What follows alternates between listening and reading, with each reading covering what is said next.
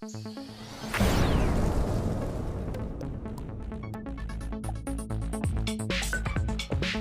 Moz fans. I know some of you guys are a little hungover, but let's just get through this. You're gonna make it to lunch, you're gonna get something greasy, and I promise you'll feel better. I'm not hungover at all. I actually don't drink the night before I speak, so it gets better, don't worry. So thank you so much for the intro. In addition to being a Googler, I also sat in your shoes as an SEO, as an analyst, as an email marketer, as a paid search consultant, all that jazz, working with several consultancies. And so hopefully I can provide some context to you guys, not just about Google Analytics, but how to improve your measurement practice overall. So I know that some of you guys may think that measurement is boring. And actually, I think measurement is the most interesting part of digital marketing, in addition to being the most fundamental. So you shouldn't stress about measurement, and here's why. First of all, measurement is really the key to improving what we do. So if you want to do better at your job, you're going to need to measure it.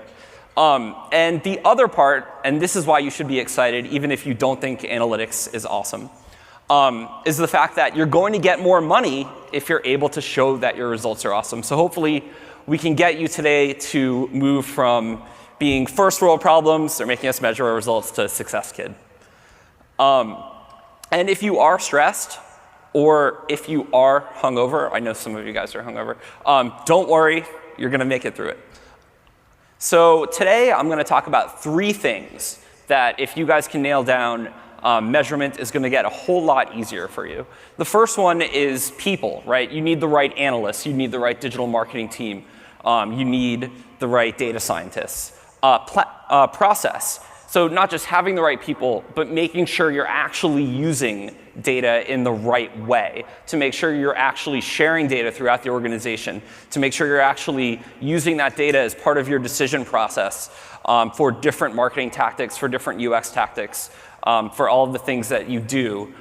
And then platform. I'm just going to talk a little bit today about Google Analytics. I'm actually, all of the other speakers have done such a great job talking about Google products that actually I think you guys are kind of tired about hearing about our products. So hopefully I can just give you guys some perspective.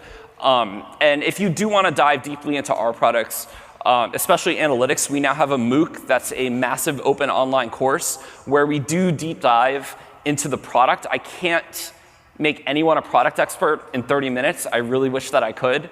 But our online courses are a really great way to help accelerate your knowledge and your team's knowledge. So that's how we try to scale education. Great, so people, that's all of us. There's really a 90-10 rule with your digital marketing spend on analytics software.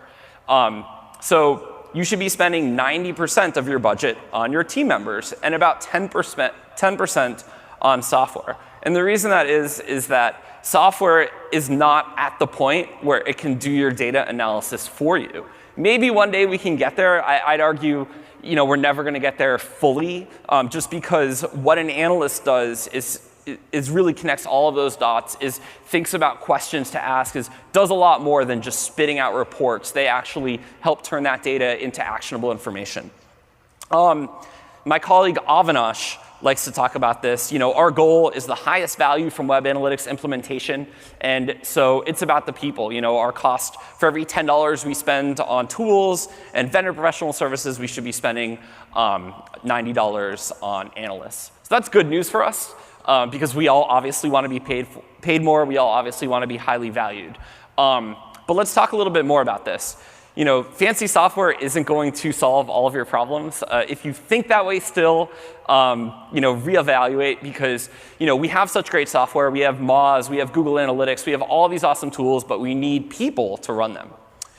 So you have to have business acumen.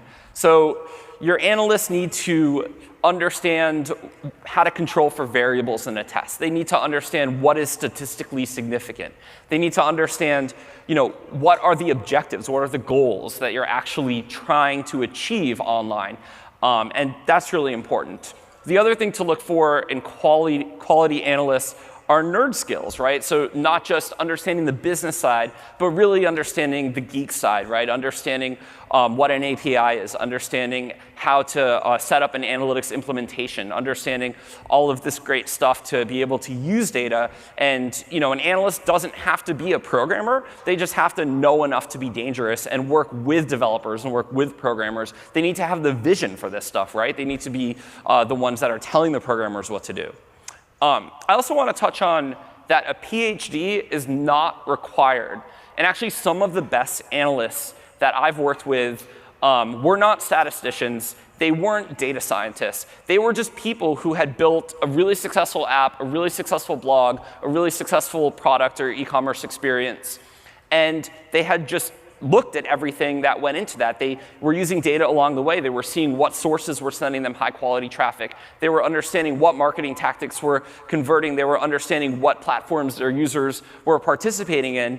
And the other key part about that is the best analysts are comfortable working with imperfect data, whereas the best statisticians, and if you're going to be a PhD working at a biotech company looking at cohort data of people in a clinical trial, that data has to be perfect. And so in many ways, having that stats background actually leaves you at a handicap where the internet is imperfect data. So get really used to working with imperfect data if you have a stats background. Of course, you want to lean on that. You want to make sure tests are statistically significant.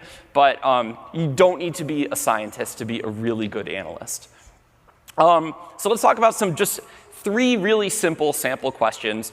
This is really basic, but if you've never hired a good analyst before, 3 just simple questions to get started. You obviously want to ask them a lot more than that. Ask a team member how they would plan to get data and insights to different groups, from PR and marketing to customer service and UX. How would that be efficient? Ask them things like, how do you see a breakdown in data capture, reporting, and analysis? Obviously, most of the time should be spent on analysis, and we want data capture and reporting to be as simple and automated as possible, because we can get a robot to do that, right? That's not where we should be spending our time. And then, how to do things like use data to improve your digital marketing, those sorts of questions. And I've written a few blog posts on questions to ask an analyst when you're hiring them. I can tweet those out after. So getting external help while building a team, I think that this is OK for companies that are just building out their data-driven marketing practice or their data science practice or what have you.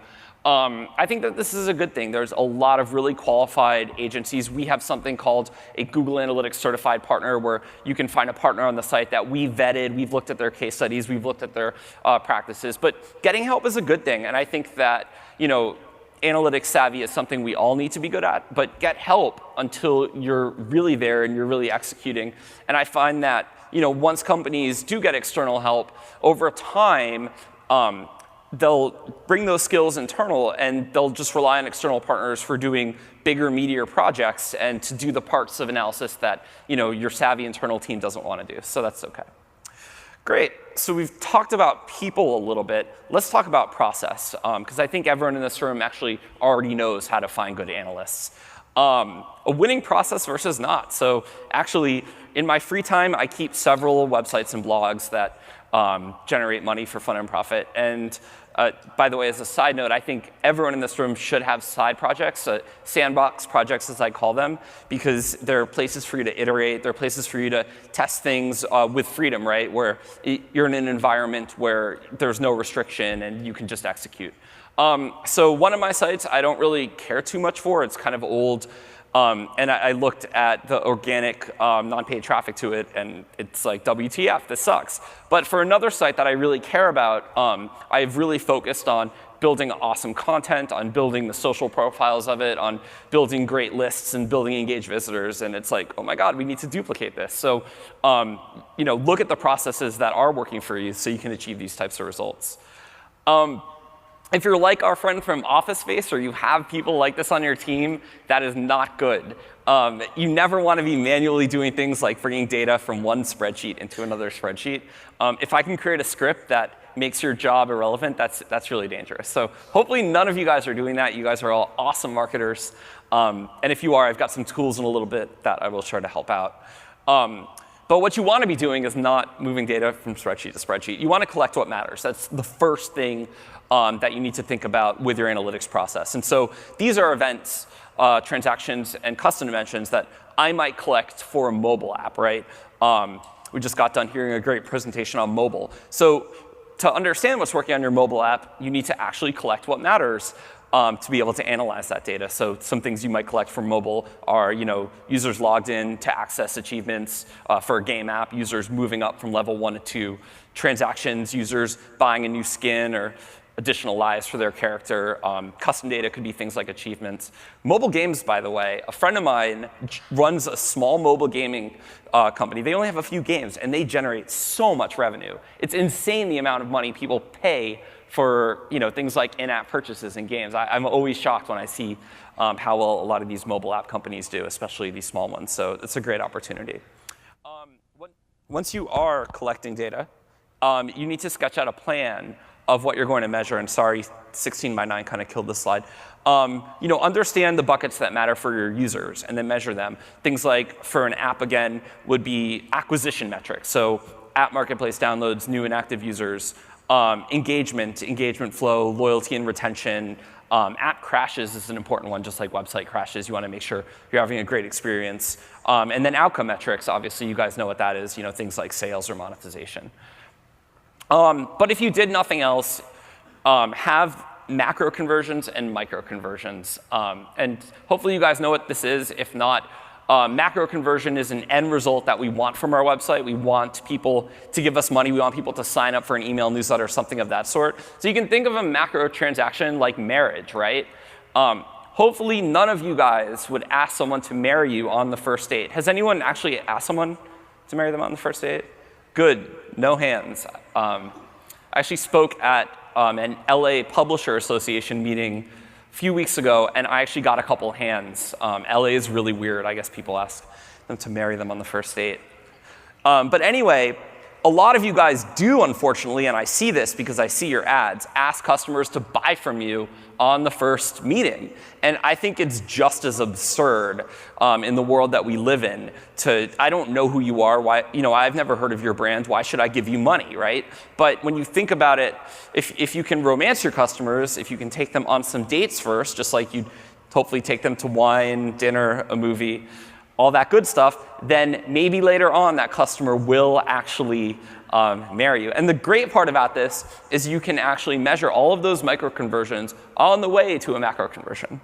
So if you did nothing else, please leave the session with having some micro conversions and macro conversions. And a micro conversion would be something along the way. That would be something like maybe viewed a certain section of your website or signed up for an email list if later on you were going to purchase from them. And yesterday, Kara shared some great examples of this with her CB2 example. So the reason they were able to do that, by the way, and I'll get into this in just a minute a bit more, is CB2 is not measuring the old session-based world. They're measuring users, right? They're measuring people across devices, across platforms. Adrian talked about tags a little bit yesterday. We've gone tag crazy. 63 is the number of average tags on a Fortune 500 company's website, which is insane.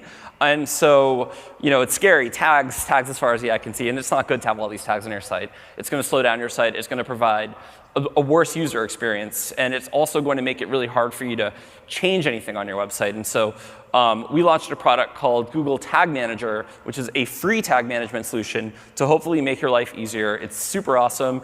It's getting better by the day. We now even have Tag Manager for mobile. And that's super cool because you can push updates to a mobile app without having to have users download an entire new version of that app. So it's a very powerful tool. If you're not using our tag management tool, just use a tag management tool, please.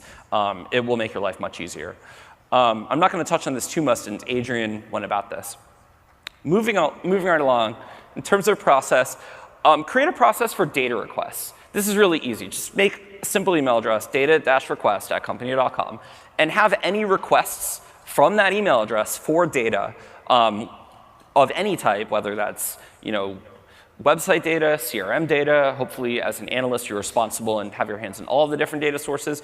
Have it be known that if you want data, email this address. Don't email me. Don't email our coordinator on our team who you think you can boss around. Have it as part of an email. And that way it can go to everyone. Everyone can see it, and you can put it as part of a process. So some essential information that I like to have in this. I'm not leading marketing teams anymore. I'm on the engineering side of the company working on education and product stuff. But when I was a consultant, some of the things I would ask for is, what data do you need? What format do you need it in? This is an important one. Do you just want do you want a slide with just this one data point or proving this one thing for a presentation? Do you need a CSV doc? Do you want it, on carrier pigeon?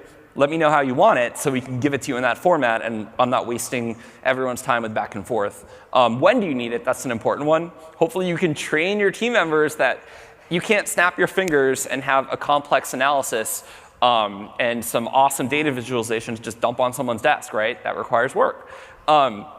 Is this a one-time request or a recurring request? So those are just some things to think about. And another idea is, if you want to make it even easier, just use a simple Google Doc and make a form. And then you can have people fill out the form, and you can make it so they have to fill out all the fields or they can't skip something, right? And that can make your lives a whole lot easier with wrangling the data universe at your company and getting different team members what they need. So let's also talk about education. This is my favorite subject from a process standpoint. Teach everyone how to use data. I think as you teach people how to be better analysts in the different part of your marketing team, it's going to elevate your value as the analytics lead or as the person who's responsible for data. And so not just your team, the entire organization, the more you educate them on the value of data, the more they'll value it. So executives, educate them on how your different digital tactics can improve the bottom line. BI, you can get deeper customer insight through behavioral trends. Marketers, we all know. Webmasters, we all know.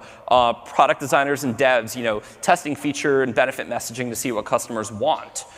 Customer service, I think, is a great one that a lot of people here focus on social understand, but probably some SEOs don't think about. You could reduce call center volume by identifying, by analyzing CRM data and understanding what people actually call about and making a static web page that answers this one annoying question that all these people are calling you about that they're probably also searching for on your site. Another great way to get at that data is site search. So look at site search and see what people are actually looking for, and that's great data to use. Create some best practices and training theory docs. I know Moz is like the best company at creating best practices and all this stuff. I bet they don't care if you copy paste some of that and put it on an intranet. They're probably all good with that. So create all these docs and create all these processes and organize it. And that way, when someone has a question, you can just link them to something and be like, hey, here's the answer, but you should learn about this. So I'm a big fan of this. And maybe create one spreadsheet or one doc that takes people through a journey of different just tools and tactics they need to become familiar with, and then resources that tag to those. So creating processes for your marketing, for your tag management, for email, and for marketers is all good. Ask for input and evangelize the process. So this is a sample roadmap. If you want to download it, I know the slides are online, so you can get some links for a testing and optimization process and all the steps you would want to go through. Right? Socialize that to your team. Make it clear what that process is, and that way different team members can know the steps. Culture shift is obviously an ongoing process, but I think that the media has done a good job of elevating the value of analytics. And so I know that a lot of CXOs are hungry for more data-driven insights. I think that marketers already know this, CMOs are already on board. So I think this is getting even easier. But this still doesn't happen overnight. You guys are going to have to evangelize. You're going to have to be, your internal Avinash for getting people excited about data and getting people to value it as they should. Share your results and teach others to do so. So, whenever you're sharing data, don't share a spreadsheet with just a whole bunch of numbers because no one's going to read it. Turn it into a pretty deck, make it into a PDF, have an executive summary for the people who don't want to paw through it. The other thing is to give data to different groups that will actually care about that data. So your VP marketing probably wants to see different metrics than, say, someone on your customer success or on your support team. So make sure that you actually give the right data to the right group. Let's talk about platform. I've got about 10 minutes left, so I think that's just enough to get through this. And if I don't answer your questions, I'm happy to talk to you after. So collecting data from multiple data sources is really important. I know someone asked Kara a question about offline data. That is absolutely something you need to collect, whether that's, we consider offline data even something from a call center, something from in-store. You need to bring all of that data into whatever analytics platform you're using, whether that's Google Analytics, whether that's Omniture or Adobe's new Marketing Cloud. Whatever you're using, you need to have your data together so you have a complete view of your users, right? We need to move away from putting things like page views and pages per session on a pedestal or bounce rate on a pedestal, right? They're so tactical. They're KPIs. They're fine indicators of success. But what we want to be able to do is ultimately understand and measure our users. And Kara's example yesterday with CB2 was so powerful. That's how the best marketers are just crushing it. They're getting their users to log in. They're having their users have a logged in experience on an app, on their website. They have the right carrots and sticks in place to get people to log in. By the way, don't ask someone to log in or become a member on the first visit. There's an annoying trend with these new fashion e-commerce startups. There's all these startups that want to personalize what you wear. And so you get to their site and they're like, well, before you can see anything, log in with Facebook. And I'm like, fuck you, I'm not going to log in with Facebook. I don't know who you are. It's terrible. Their bounce rate must be crazy. So, but do think about that. Our data sources, they're rapidly increasing. Yesterday, Marty talked about a lot of this. He talked about audience data, which is rented data from Facebook, from Acxiom, from the DoubleClick network, all that good stuff. But our data sources are rapidly increasing. We have website data, mobile app data, advertising data, CRM data. Google Analytics, we collect a lot of data. We collect everything now on demographics data to AdWords data, technology data, all this good stuff, which you guys know. But until now, not everything. So GA was historically a web analytics tool, but we want to be a digital analytics tool. And we're already there with the launch of Universal Analytics. If you can connect it to the internet, you can measure it in Google Analytics. One of our certified partners actually wanted to answer an interesting data-driven question. They wanted to know if more caffeine intake, more coffee intake from their team members would result in greater productivity. So they plugged their employee coffee maker into Google Analytics, which you could scan with a badge, and which their team members did whenever they got coffee. And then they also plugged Basecamp into Google Analytics. And whenever anyone did something in Basecamp, that sent a hit. And so they actually found out that more caffeine intake did correlate with more productivity. So I share that example just because you can measure it if you can plug it into the internet. And so, a question you might want to ask is, do sales for beach vacations increase on rainy days? We actually have one of our power users, Twitty, is a vacation rental home company on the East Coast that sells they rent like $5,000 a week vacation homes. And so that's a great analysis question you might want to ask that was previously hard to measure. And so we've launched something called Data Import, where you can bring pretty much anything you want into Google Analytics. User data, campaign data, content data, refund data, cost data, custom data, whatever data you want, not PII, not personally identifiable information, but anything else can be brought into analytics. And so, yes, you can bring weather data into GA via one of the many weather apps, and you could segment based on weather and see if more people buy vacation homes on a rainy day. Ultimately, the goal with all this, bringing all your data together is great, and being able to segment on all these different things and do even like BI level data intelligence in GA is awesome. But the goal is to provide a user-centric view. We've heard a lot this morning about mobile, and I almost want people to stop thinking about desktop and mobile and social and all of this stuff and just think about your users. And if you can start thinking about it that way and doing what's right for them, you'll be a lot more successful at your marketing. And so that's why we launched Universal Analytics. The goal is to connect the dots on multiple touch points whether it's mobile, whether it's laptop, whether it's in-store purchases. We have one of our users is testing, actually measuring store traffic around their store in GA, which is kind of interesting. But bringing all this data together is really important so you can do great analysis. So across screens, sequential screening is really important.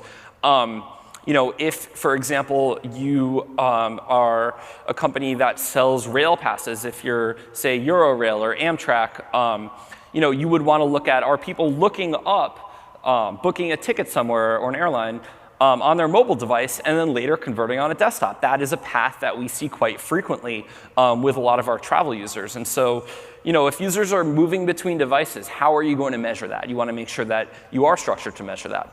And just a couple questions you asked, I kind of went back into these. I think the most important one is the overlap, right? Are people going from mobile to desktop? What do those paths look like? And think about that for your users. And if you're not measuring that today, start measuring it. You might even want to get some qualitative data as well as the quantitative. So we've launched a couple tools in GA to help out. One is we have our cross-device reports in analytics. These are really cool. These will let you see what the overlap is on different devices, so you can understand what experience your users are having. And again, if you look at the latest venture capital funded companies, or you look at a lot of just the companies that are doing really well or hot right now, they have just a great logged-in experience across devices. I know Reddit's going through a lot of drama right now, but I'm an 8-year Redditor. I'm still a fan of the service, and they have such a great experience on mobile, on desktop, on everywhere I go, and it's such a great experience. I'm also I'm an E-Trade user. I don't know if you guys trade or invest, but that's a fun thing to do if you're in digital marketing. You're good at analysis. You should get involved. And they have a great experience on their app, on desktop, and they have all sorts of awesome data on me.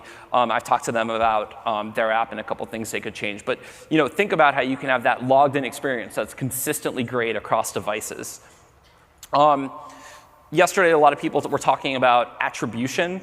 Obviously, we have attribution in Google Analytics and in or Adobe has this in their products as well. So you're probably already doing attribution. We recently launched data-driven attribution in our premium product. And this is cool because this will give you an easy button for attribution. I know a lot of people don't have this solved yet. Well, we assign our data scientists to the problem of helping understand, well, hey, if we added display to this path, could we increase the likelihood of purchase? And you might find you can get a % increase, and that's a pretty darn high increase when you think about it if you're running $5–10 million spends.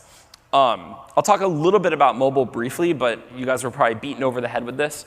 We check our devices 150 times a day on average. 150 times, amateurs. We're probably at like 500, right?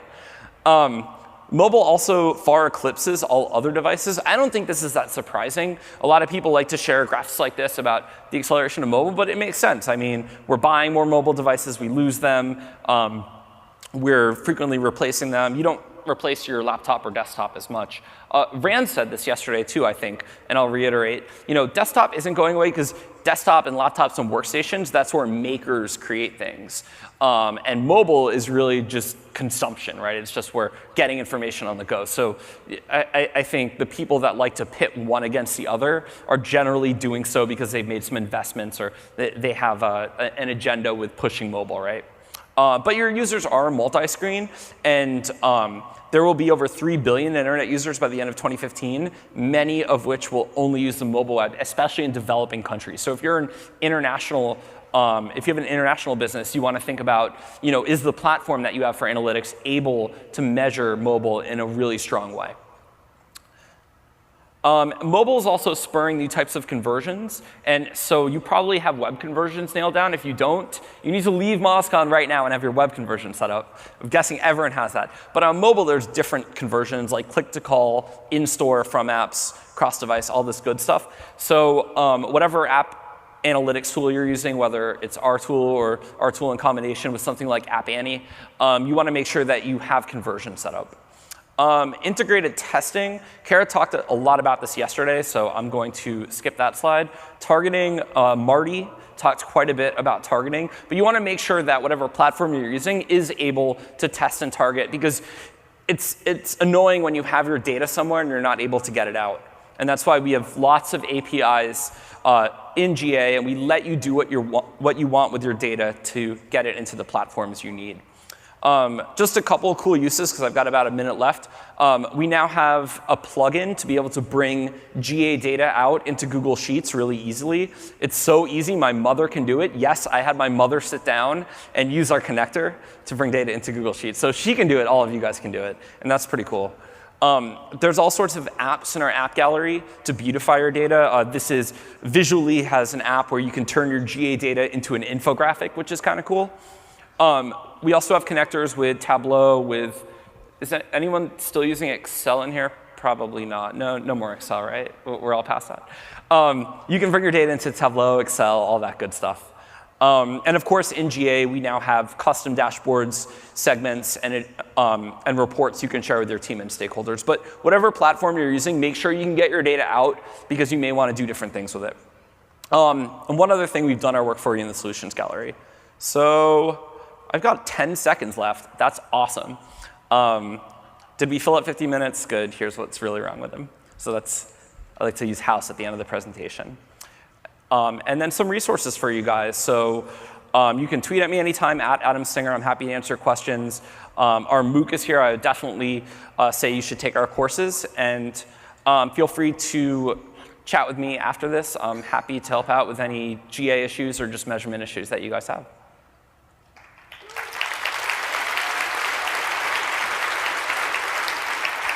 All right, thank you, Adam. So you had some really interesting things in here. Yeah, we got to do the selfie.